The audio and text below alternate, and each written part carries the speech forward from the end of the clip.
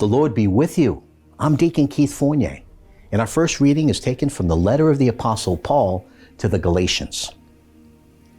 It was not until 14 years had gone by that I traveled up to Jerusalem again with Barnabas, and I took Titus with me too.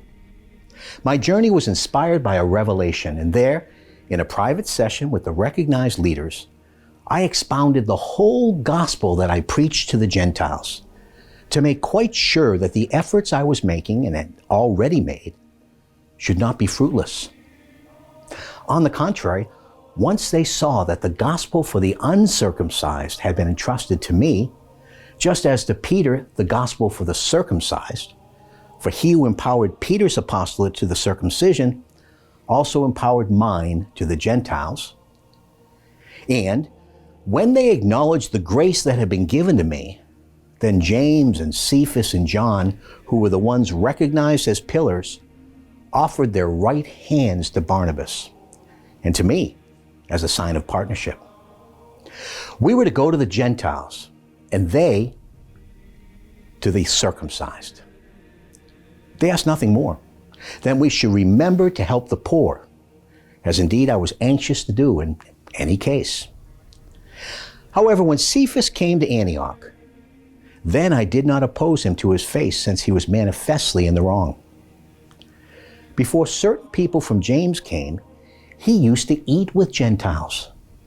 But as soon as these came, he backed out and kept apart from them, out of fear of the circumcised.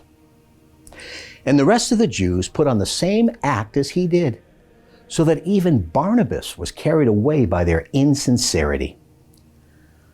When I saw, though, that their behavior was not true to the gospel, I said to Cephas in front of all of them, "Since you, though you are a Jew, live like the Gentiles and not like the Jews, how can you compel the Gentiles to live like the Jews?" And our response is taken from Psalm 117. Alleluia. Praise Yahweh, all nations. Extol him, all peoples. For his faithful love is strong, and his constancy never ending. And a reading from the Holy Gospel according to St. Luke.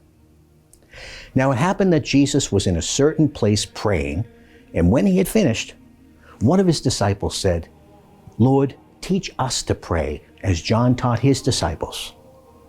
He said to them, "When you pray, this is what to say. Father, may your name be held holy, your kingdom come. Give us each day our daily bread, and forgive us our sins, for we ourselves forgive each one who is in debt to us. And do not put us to the test."